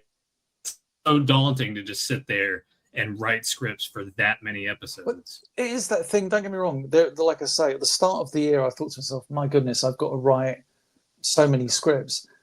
And then, it kind of sucks in one way, but because I'm about to say, like, I think it's Enter Hercules, Demolition Duel to the Death, and Peril in Paris. Those 3 most recent episodes I've written, they don't appear on my channel till next year. So in other words, I've written all the scripts for my episode commentaries for this year and into next year, into 2027, which is great. I mean, the Friday night trivia stuff, that's where I'm really ahead of the game. Like, I literally, was it about 2 weeks ago, finished episode 117 of Friday night trivia. Episode 78 goes up, well, nearly went up tonight, but I decided to put it up next week. So that's episode 78 as we record this. Episode 78, I've already done up to 117. They're all done. They just need like maybe just watching and stuff. But the great thing about Friday night trivia videos is because they don't have a set of end credits where I have to change my Patreon from month to month, because I don't have any patron mentions in my my Friday night trivia videos. So I can upload those a year in advance. They'll always be relevant in terms of the credits and stuff. So but I'm not satisfied with that. So I'm sort of like looking at my Friday night trivias thinking, well, I've recorded all the episodes up to 251. Like, the audio for that's all done. I just need to edit them. But that obviously in itself requires me to go like, right, image sourcing, which is always the pain in the ass. We have to listen. You write down these images. I need this, I need that. Then I go through my files. I go through what I need to scan, what I need to source, and it becomes like, but boy, I mean, it's exhausting me talking about it. It's like, Jesus Christ, after, like, because at the moment, as I sit here and talk, I've got to do, the episode commentary things. I've got to record all those. So I mean, trust me, they don't get recorded in one session. What I mean is in one take. Yeah. I have to record. Oh shit! Fuck it. Do it again. Oh damn it! I've done. And so there's like edits throughout those, and then I have to get it, make sure the audio with the episode is correct. And then after all that, I get 300 views. It's just like, dude, damn it. But I mean, in fairness, like, my channel has seen growth. I'm not going to lie. Like, but absolutely. It's ridiculous though in a way, because it's a bit frustrating, because a lot of my subscribers, like, I'm approaching 50,000 subscribers, which is insane. Mm-hmm. But primarily, those have come from those bloody YouTube shorts. So people see those and go, oh yeah. And so my YouTube shorts, they're a bit hit and miss. But in a way, as I've got 50,000 subscribers, I'm not getting 50,000 views on my videos. But I have noticed the growth in my regular videos, because you've still got, regardless, like in the last couple of months, I'd say probably, let's say 10,000 new subscribers. A percentage of those are gonna see and go, oh, let me watch the other videos he does. So there has been growth in a bizarre way, like in that sense. But you would like it to be like 50,000 subscribers. Guess what? 10,000 views. But then you look at the biggest channels on YouTube. I've got 300 million subscribers. What's your latest video done? 10 million. It's like, oh, so there is a common thing. You have this many subscribers, you'll always have this many views. There is like a ratio. Yeah, that's why you can't just concentrate and focus so much on that, because it would just drive you mad. That's Well, why someone once said to me, I remember it was like in my earliest days of my channel, said like, oh, it's embarrassing when I don't think it was an attack on me, but it's like, it's embarrassing when you have this many subscribers and only this many views. And then, as the months followed, I was like, well, I've got this many subscribers and this many views. So it's just like, oh, that sucks. But yeah, just one of those things. Yeah, you just have to look at it more of being satisfied with what you are putting out there more than anything else. Yeah, like, and that's what I've always told people. It's, I still believe there's going to be, maybe this video will be put in a Netflix documentary about like idiots who said stupid things. But I still believe there's going to be, what a great title. I still think there's going to be a turn at some point in social media or videos or whatever, where people go, do you know what? I'm tired of looking at videos that are like, here's the latest thing that I'm pissed off about Hollywood, and start going, oh, actually, if I go back, I can find out more about a mini comic, a UK comic, a Filmation episode, or an episode of Mask, or some behind the scenes information.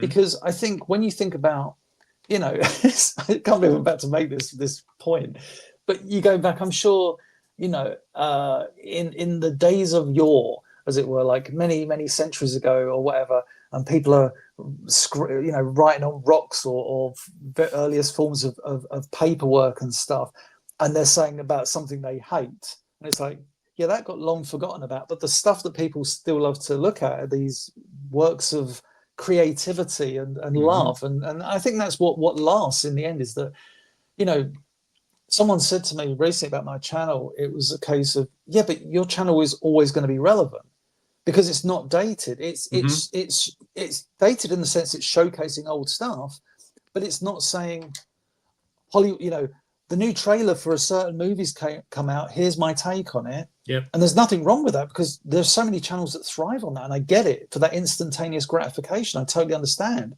But 5 years from now, no one's going to go back and look at that stuff. Absolutely. And news videos, like these channels, like, don't get me wrong, again, these channels do very well and they serve a purpose. Of course they do, otherwise they wouldn't exist and get millions of views. But a year from now, people aren't going to go back and watch those videos. With my channel, you're right, and I can see it every day. I go back and it's like, oh, a bunch of people went back and watched this Ghostbusters video or that. And all it takes is just a few of those things to jump in the algorithm and go, and it happens from time to time. Yeah. So I think my channel is always going to be relevant to some degree. Yeah, granted, we'll all die out one day and nobody give a shit about these old cartoons. Right. But I still think there's, I still believe the cream rises to the top, and the love rises to the top, and the hate eventually.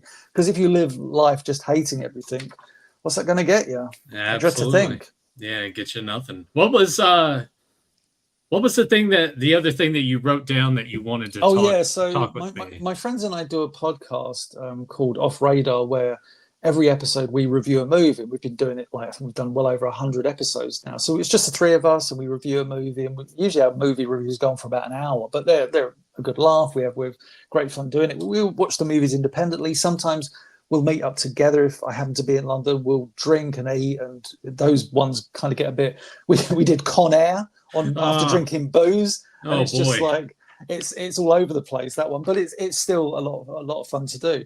But yesterday we did two movies. One was Begonia, which I'd really wanted to see. The new I watched that 2 weeks ago.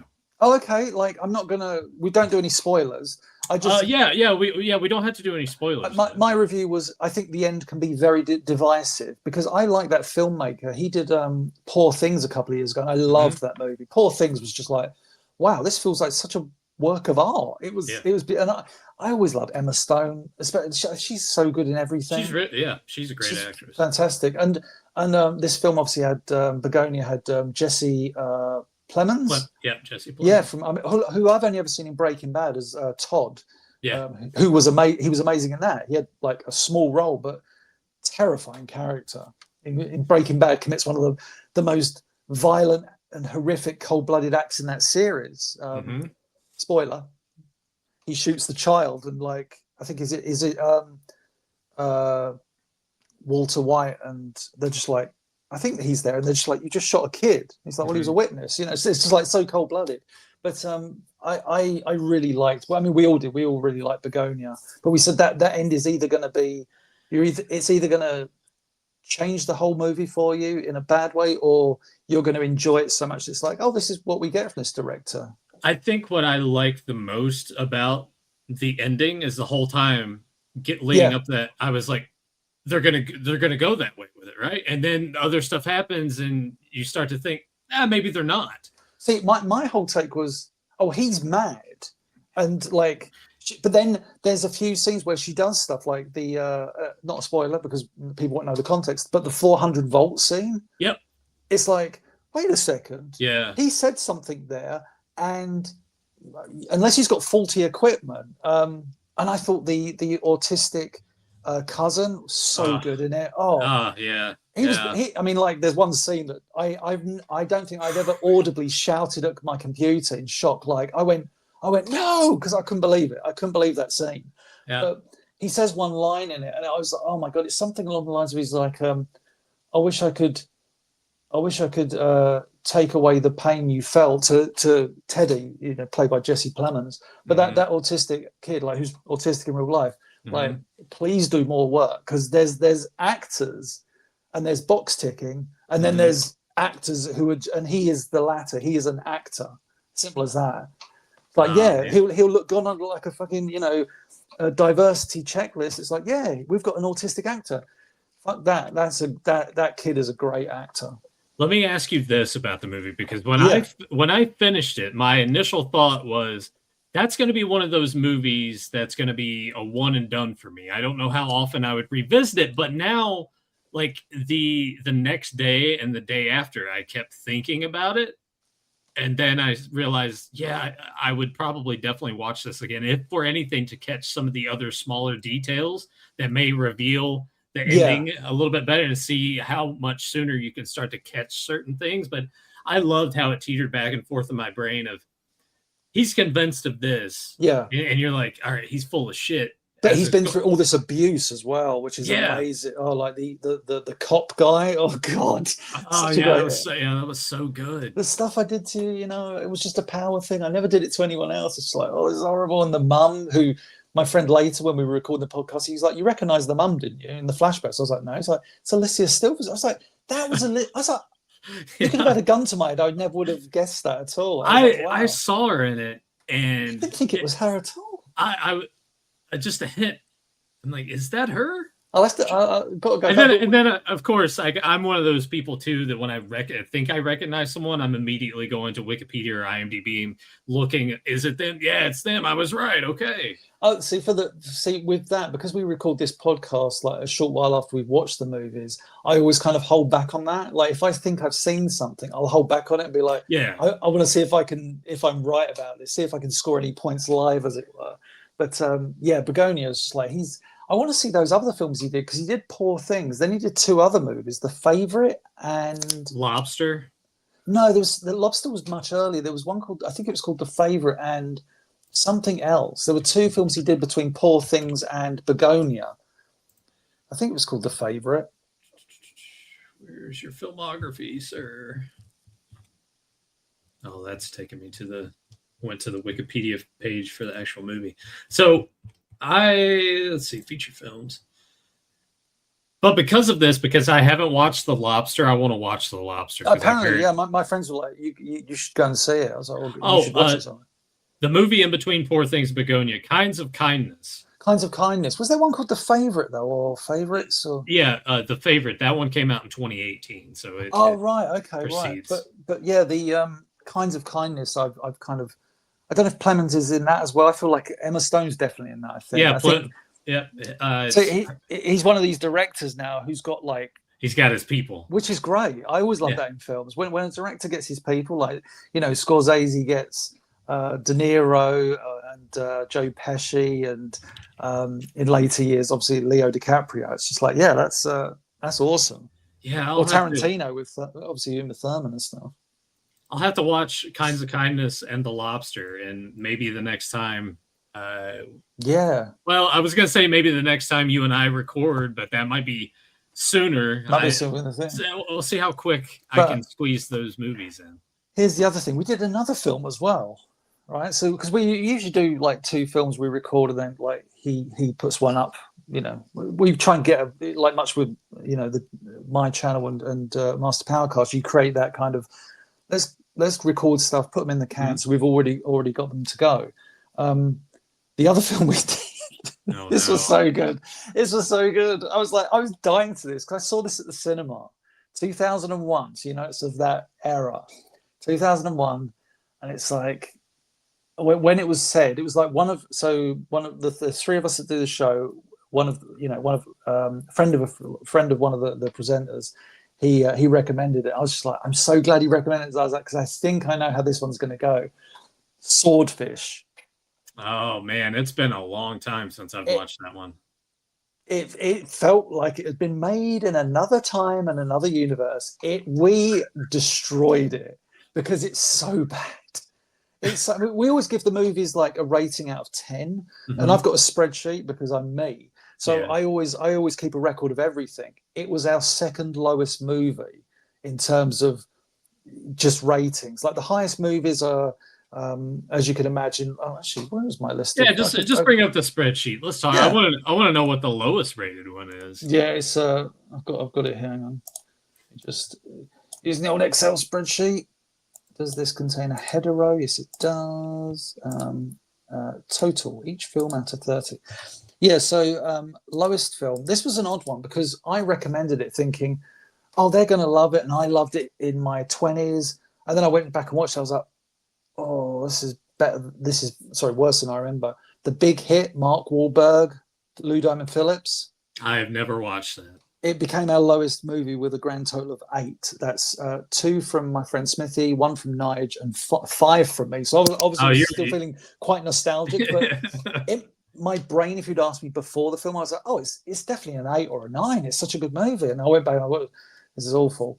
The next one, you might go, oh, but it's. Bear in mind, this was one of the first movies we reviewed as well. The 1990 film Captain America.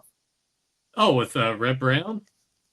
Yeah, we it's like, I mean, obviously the MCU has changed a lot of the way, and Captain America Winter Soldier is still probably my favorite MCU movie. I love that film so much.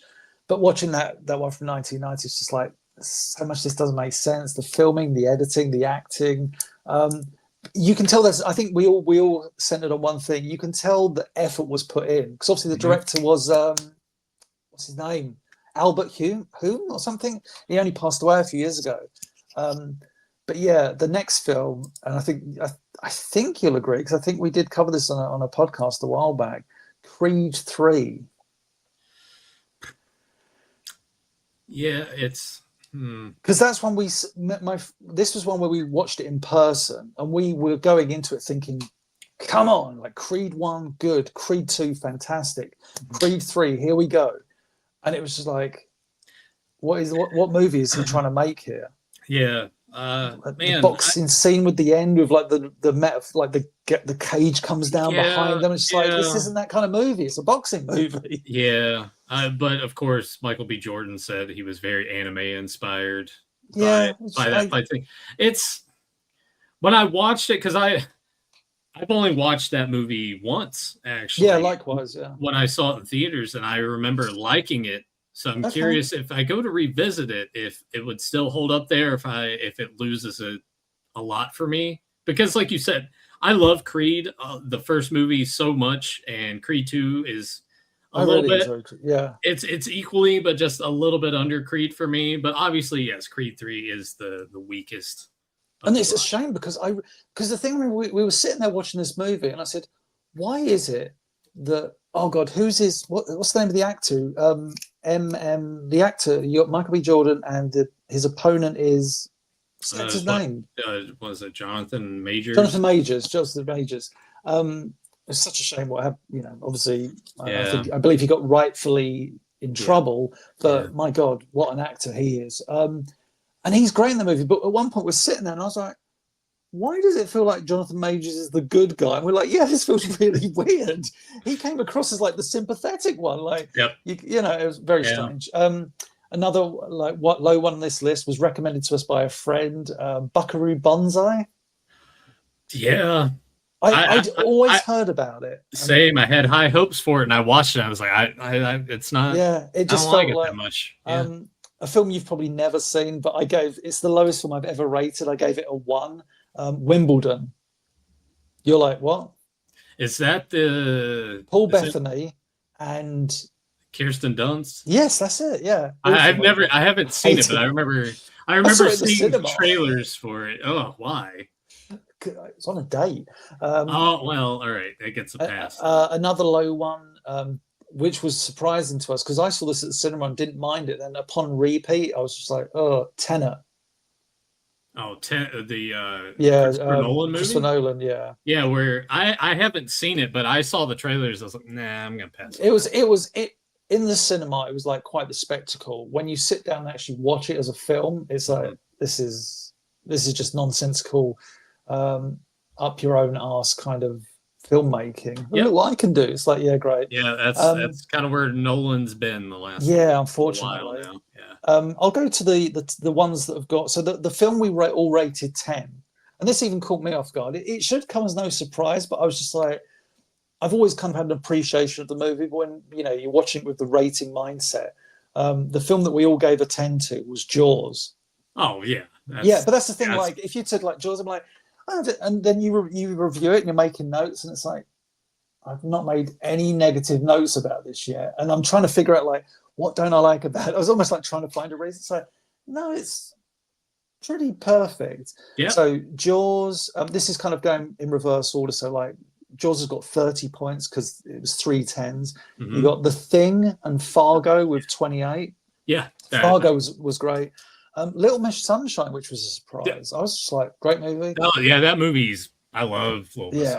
This movie I saw. I was like flicking channels one night a few years ago, and I recommended it. I was like, guys, I think we should review this movie, and it because it became one of my favorite movies of all time, and it's from 1968. Once Upon a Time in the West.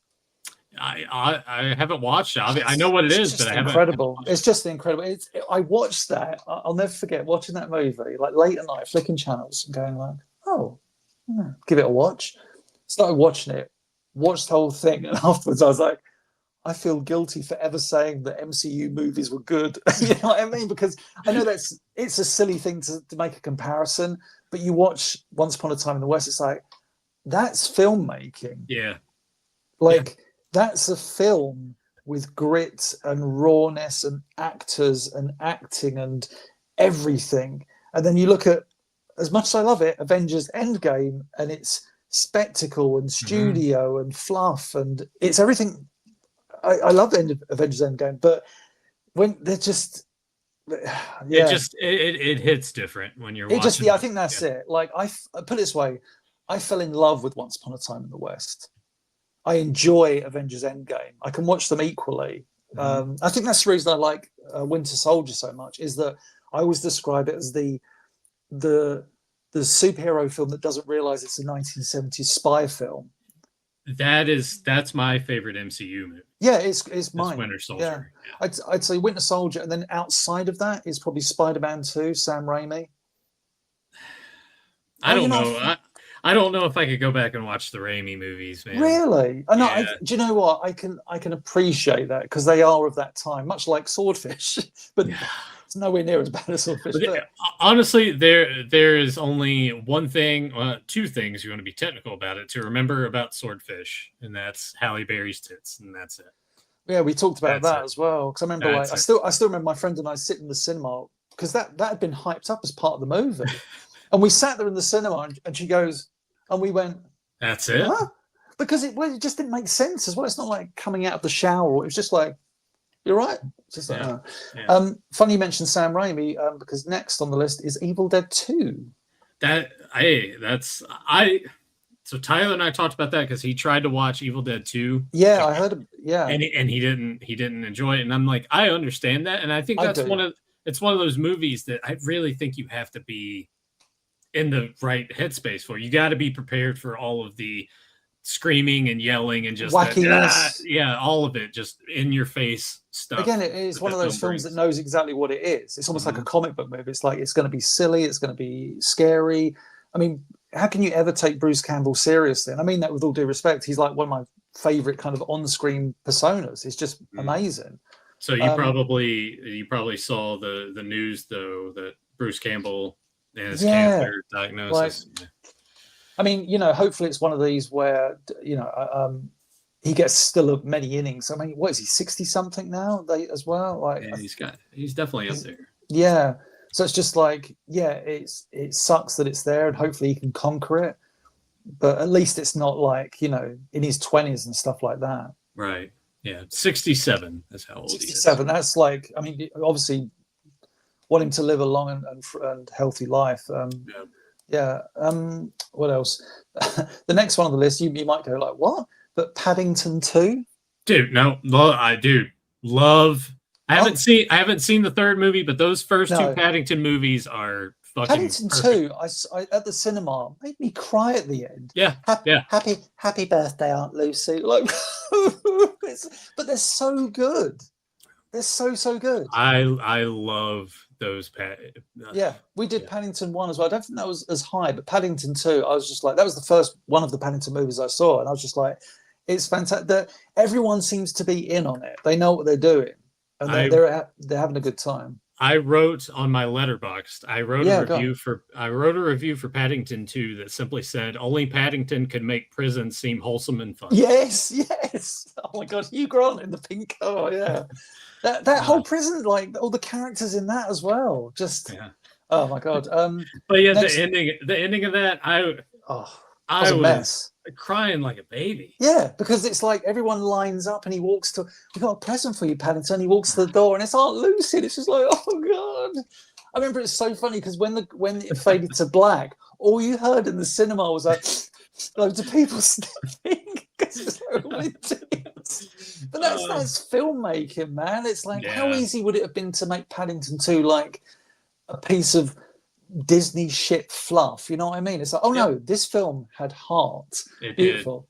I need to watch Paddington in Peru, that third film I need to do. Yeah, I've heard mixed things about that. I'm kind of like, I may want to just stick to 1 and 2.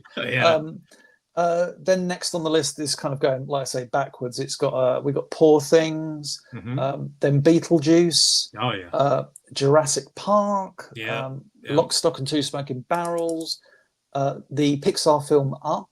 Up. The beginning. I'm like, why? The beginning. Yeah. We said if it was just the beginning, it's a 10 out of 10 movie, because that opening. I remember in the cinema, my friend and I sitting there, and when that opening montage is finished, it was silence, because it's like, oh wow, this short little animated cartoon montage has just summed up the highs and lows of an entire life, and it's beautiful. And it's just like, oh my God.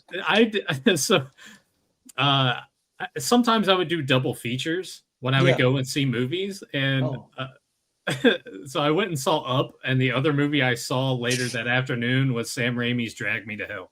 Oh wow! I saw that at the cinema as well, so it would have been around the same time. That's two very different movies. Have you seen the Pixar film Coco? No. Watch Coco. Okay. Watch Coco. I'll put that on the list of things to watch. Highly recommend. So Up. Then we've got The King of Comedy. Great film. Haven't seen King of Comedy. You never said? Oh, it's really good. Really, really good. King of Comedy, Italian Job. One of my favorite movies. I love the Italian Job. The original. Okay. Not Mark Wahlberg and Ed Norton with a little goatee. Right. I just want to make sure. Yeah. Big is up there. Yeah, Big's really great. Tom Hanks. Yeah. And then we've done 114 movies. You don't have to go through them all, but just to know that Swordfish is next Swordfish to is last. Wade. Yeah, is Yeah. second from bottom now. It's just it was so funny watching that movie because I said every moment in the film just wants you to go, oh, that's cool. Like he's hacking whilst getting a blowjob. Oh, that's cool. Yeah. And then like there's one bit like where he's full. There was a really weird scene. I was like, I'd removed this scene from my brain where they it's Don Cheadle. I forgot he was in it, and he's chasing yeah. Hugh Jackman. Hugh Jackman with his frosted tips, and Hugh Jackman jumps off a cliff, and then the next thing they're all kind of running and rolling down a hill like this cliff for about a minute and 30 seconds. It's like, what? They'll be dead. But yeah, Swordfish.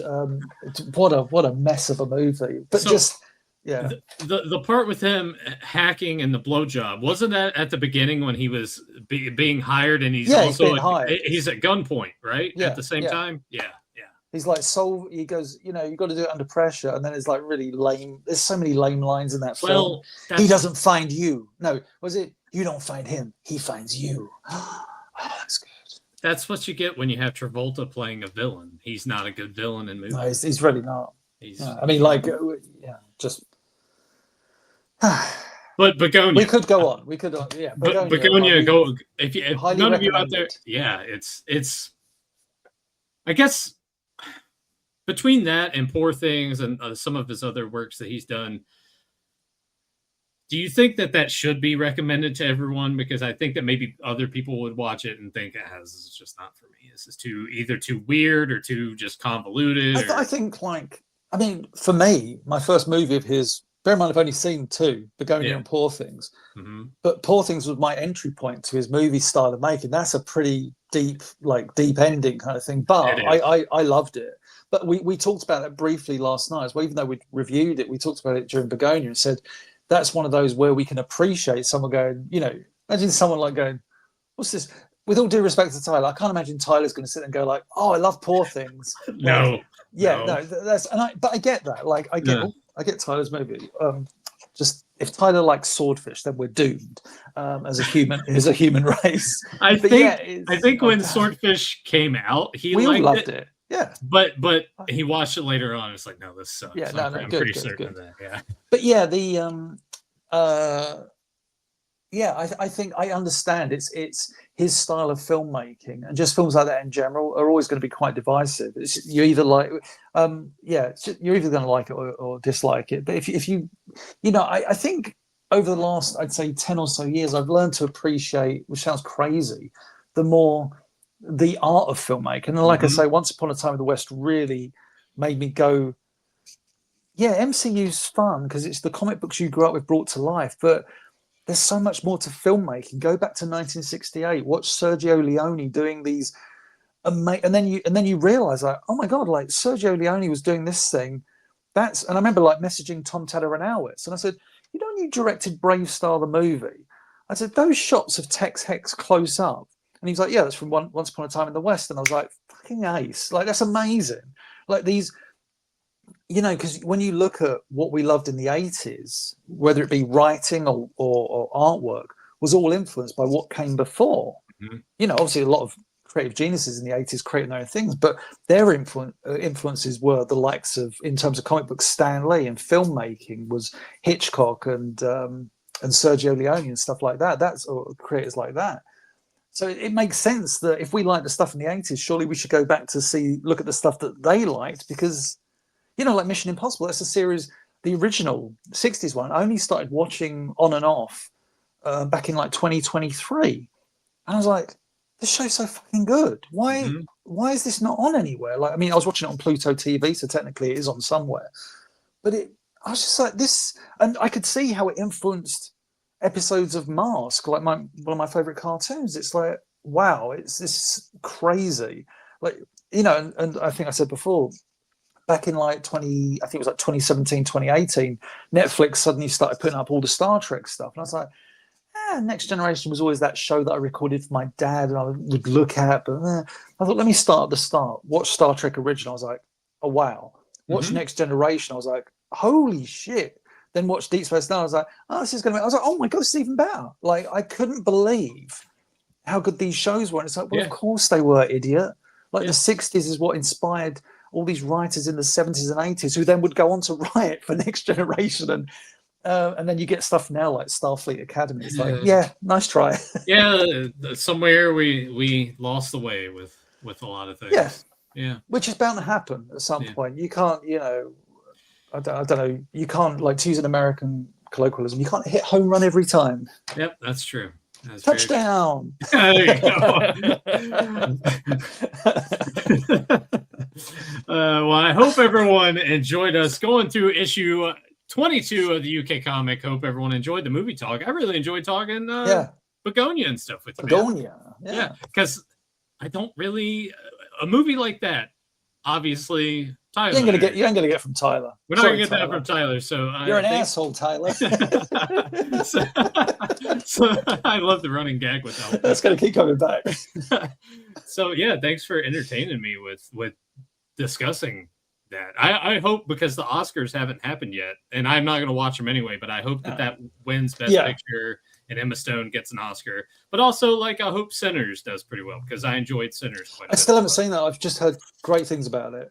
Please watch that. Watch Coco.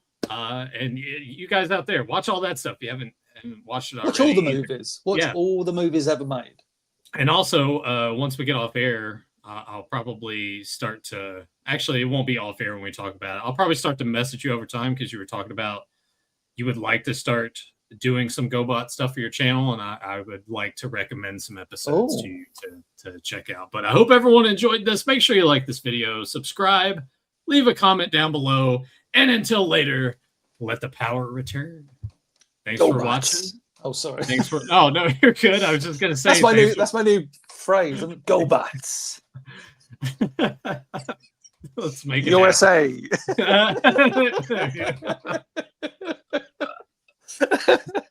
Please do get like one of the just draw it on your arm like a really shitty American flag, and then do that at some point. Do that at the end. Thanks for watching, and thanks for your time.